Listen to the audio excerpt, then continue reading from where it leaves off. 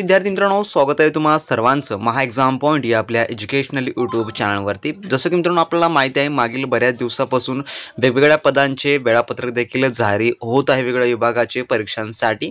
तर त्यामध्ये मित्रांनो आता एक सर्वात महत्त्वाची अपडेट आलेली आहे, जी की मित्रांनो जलसंपदा विभागातील जी आपली गट ब अराजपत्रित या पदाकरिता जी की सरळ सेवा भरती झालेली होती त्या संदर्भातची आहे मित्रांनो, जी की निकाला संदर्भात आहे। खूप दिवसापासून आपण याच्या वेटिंगवरती होतो। आता फायनली जे आहे मित्रांनो, जे की प्रसिद्धीपत्रक जाहीर करण्यात आलेलं आहे, जे की तुम्ही या ठिकाणी तारीख देखील पाहू शकता। आजची या ठिकाणी तारीख मेन्शन आहे 7/6/2024 आणि मित्रांनो हे निकाल जे आता फायनली प्रसिद्ध करण्यात आले आहेत। परंतु मित्रांनो त्यामध्ये सर्व महत्त्वपूर्ण काही बाबी देखील नमूद करण्यात आलेल्या आहेत, जे की आपल्याला माहिती असणं अतिशय महत्त्वाचं आहे। या ठिकाणी तुम्ही पाहू शकता जलसंपदा विभागातील गट ब अराजपत्रित व गट क सरळ सेवा भरती 2023 जाहीर प्रसिद्धीपत्रक। यामधला जे मित्रांनो पहिला जो मुद्दा आहे त्यामध्ये सांगण्यात आलेला असा आहे की जलसंपदा विभागातील गट ब अराजपत्रित व गट क सरळ सेवा भरतीसाठी विविध 14 संवर्गाच्या परीक्षा घेण्यात आलेल्या आहेत।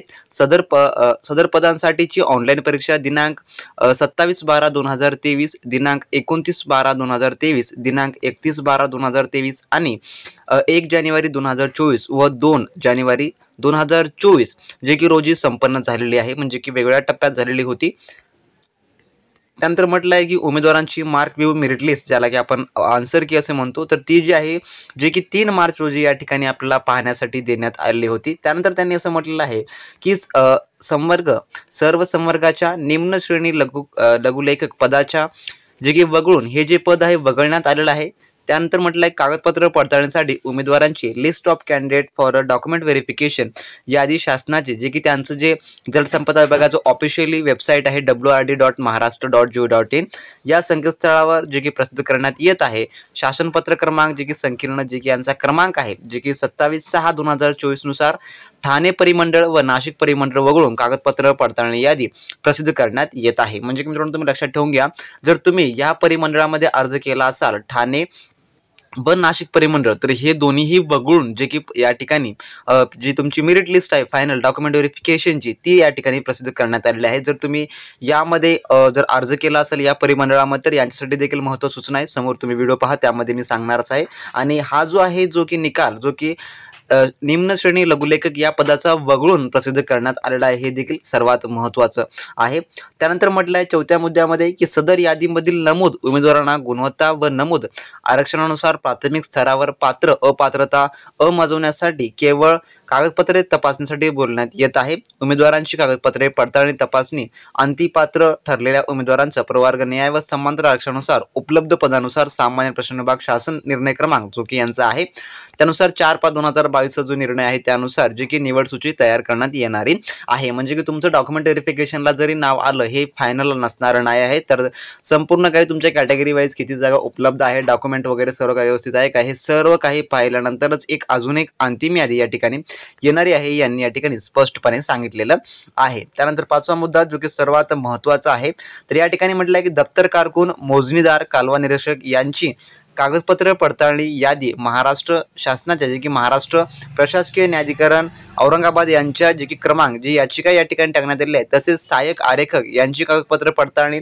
यादी माननीय उच्च न्यायालय मुंबई रिट पिटिशन जे की क्रमांक आहे यांच्या अंतिम निर्णयाच्या अधीन राहून निव्वळ तात्पुरत्या स्वरूपात प्रसिद्ध करण्यात येत आहे। म्हणजे की हे सर्व काही या पदाकरिताच, म्हणजे कोणते पद, दप्तर कारकून मोजणीदार आणि कालवा निरीक्षक जे की सर्वात महत्त्वाचे पद, यामध्ये अजून एक दुसरं पद जे की सहाय्यक आरक्षक या पदांकरता जे आहे निव्वळ हे तात्पुरत्या स्वरूपात प्रसिद्ध करण्यात येत आहे, जे की या न्यायालयाच्या अधीन राहून, त्यामुळे हे तात्पुरतच आहे या पदांकरताचा निकाल, तर यामध्ये बदल देखील होऊ शकतात।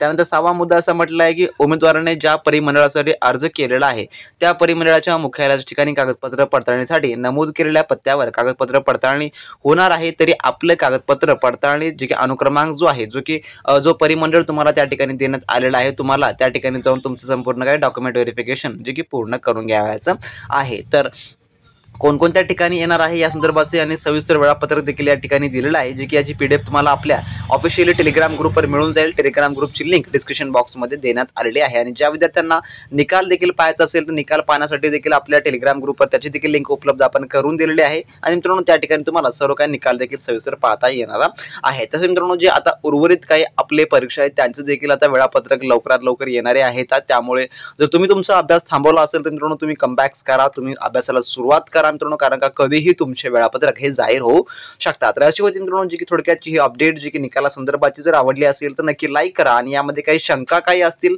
तर खाली कमेंट बॉक्सद्वारे प्रश्न विचारू शकता किंवा मित्रांनो तुम्ही आपला ऑफिशियल टेलिग्राम ग्रुप जो आहे त्या ठिकाणी देखील तुम्ही मेसेज करू शकता. तर भेटू नेक्स्ट अपडेटमध्ये नवीन काही महत्त्वपूर्ण माझ्यासोबत. तोपर्यंत मित्रांनो बी प्रॅक्टिस क्रॅक एक्झाम.